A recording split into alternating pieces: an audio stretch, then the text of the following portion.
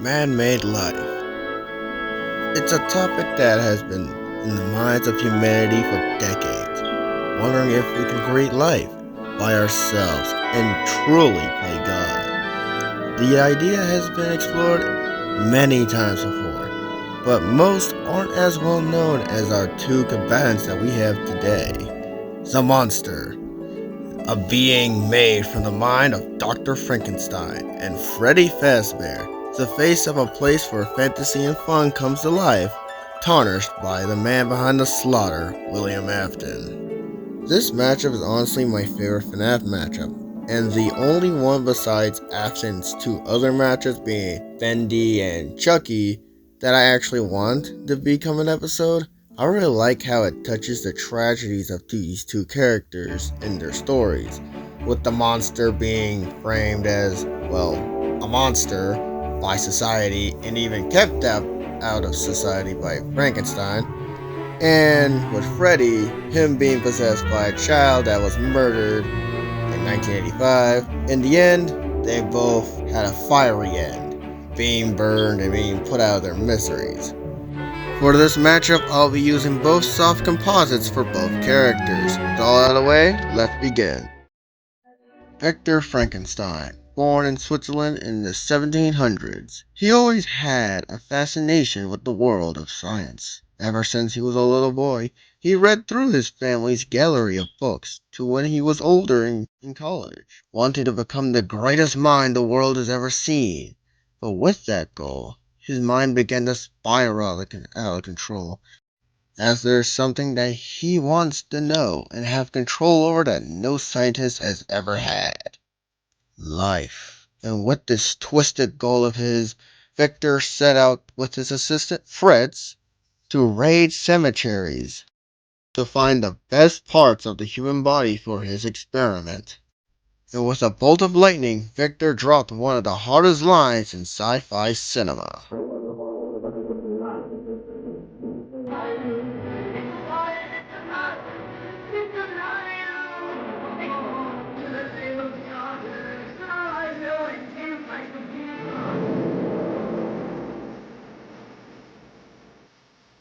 From his mind, Frankenstein has finally achieved the feats of God from the Bible and created his very own Adam.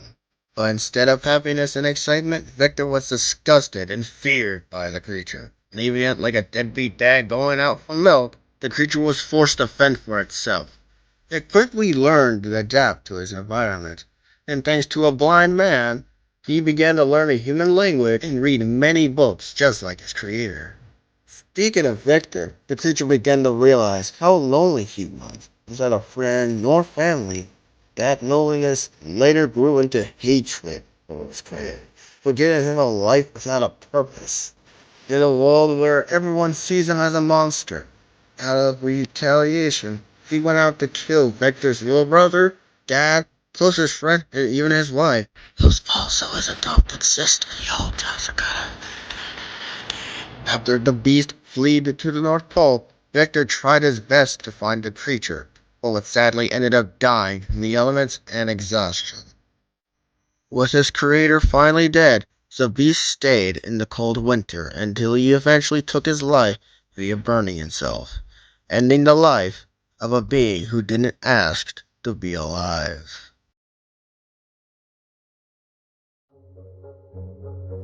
Now, how powerful is Frankenstein's monster? Like I said in the beginning, I'll be using a soft composite, which includes Shelley's original novel and the universal version as well. Starting off with the novel, the creature is easily stronger than the average human, with it being composed of the best parts of said body, with him having a strength of 10 men, or 1,060 joules. And that's not even his potential limit, as he claims that he can physically tear down a cottage if he wanted to, which would overall get him into the street and possibly to the small building levels of range. Although the higher ends are kind of vague, because all we know about that feat is that the fact that he claims that he can do it. We haven't actually seen him actually do it, though.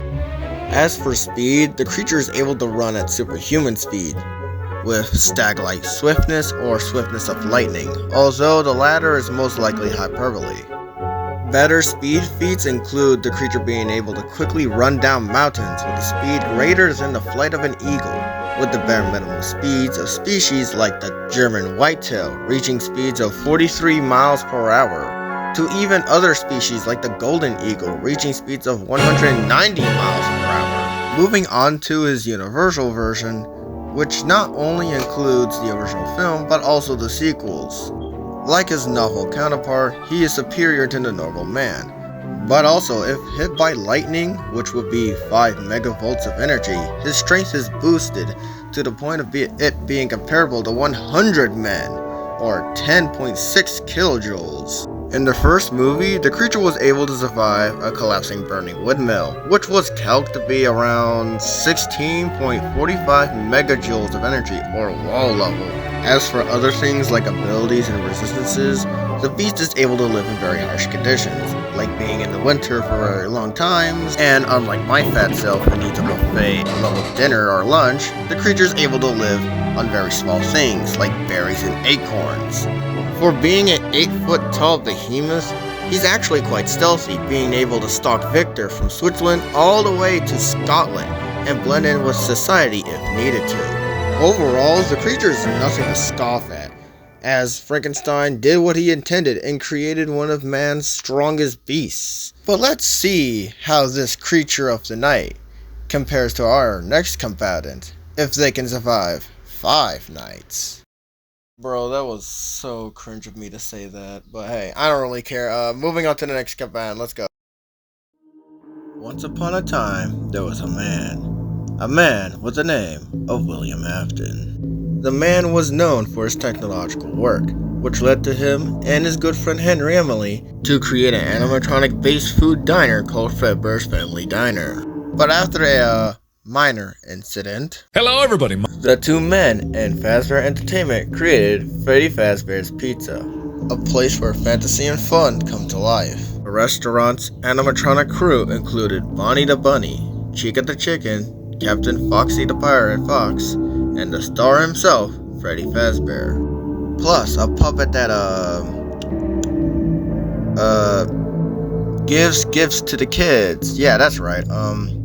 Yeah, we don't really talk about that thing really much. The restaurant was in good shape to the public until 1985, where William, who over the years since both of his children's deaths and the murder of Charlotte, was fascinated with the supernatural and remnant, and began to commit murders of 5 children by using his spring body costume from Fredbear's to lure them into the back room. After committing his crime, he began to hide his evidence within the animatronic suits, which included Freddy himself being possessed by a child named Gabriel. Ever since that day, the robots began to smell, and it led to the location shutting down. And even 18 years later, the spirits remained restless and began to let their anger out on every night guard they get the chance to get, and the chance of it being William, with Freddy himself being the most difficult and dangerous one out of the group. But one night, Afton did come back and destroyed each animatronic one by one, and the souls of the MCI terrorized him into putting on the yellow suit once more, before the spring locks claimed him and activated a spring lock failure, putting the end to the man behind the slaughter, and later down the line, finally get to have their happiest day. Also, there's the theory of the Funtime animatronics being injected with the MCI's remnant, which would mean that Gabriel and the rest of the kids are set free in Fnaf 6 in the form of Multi Freddy, but hey, that's just a theory. A game theory! So, how strong is Freddy Fazbear? Unlike with his killer, Freddy's scaling is a lot more easier to pinpoint thanks to his story being shorter in comparison, and isn't heavily affected by theories like with Springtrap. For Freddy, I'll be using what everybody else uses for the FNAF 1 crew, like Scott's Games and the Silver Eyes trilogy. Starting off with the games, Freddy and the rest of the animatronics can easily rip apart and crush the human body, which would be in the wall levels of power, and are able to destroy the office doors after beating on them long enough, thanks to the prequel book, The Week Before. In that same book, the animatronics are able to store the power of the building into themselves via their charging pads.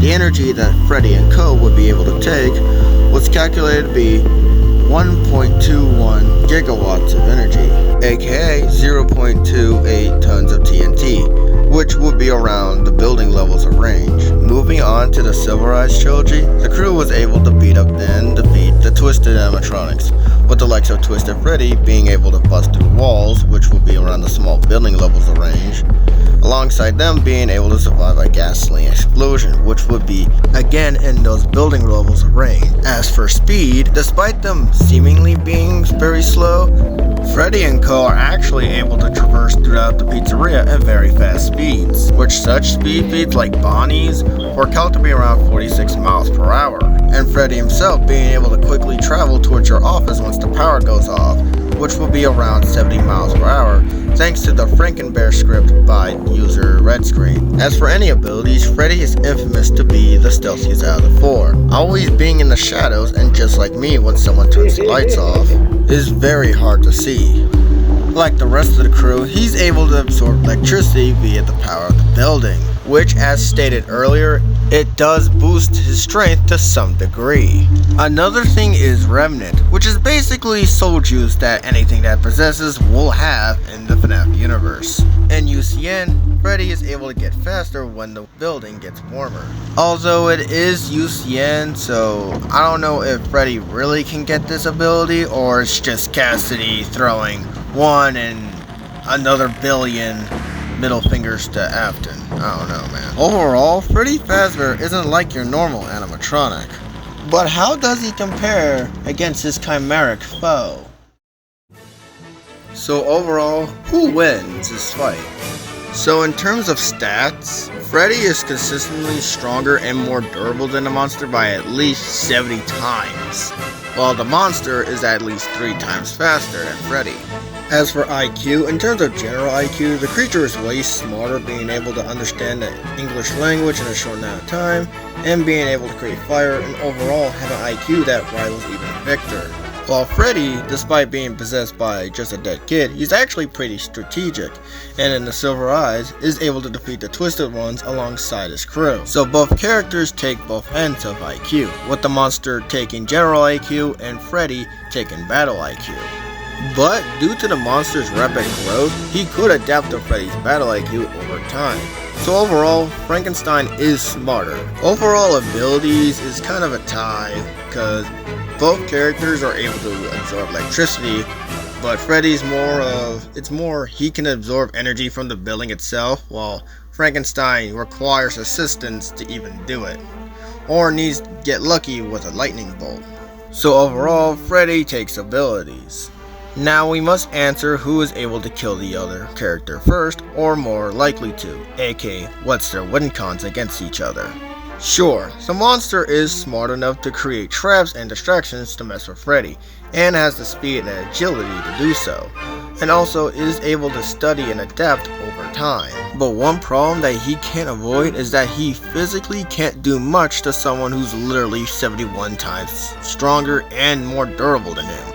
Plus, Frankenstein's stealth won't be that useful thanks to Freddy's enhanced senses due to being a robot. His only win con is creating fire and using it to release Freddy's soul. But not only that would be risky of him burning himself, but Freddy would potentially become more aggressive as the building gets hotter.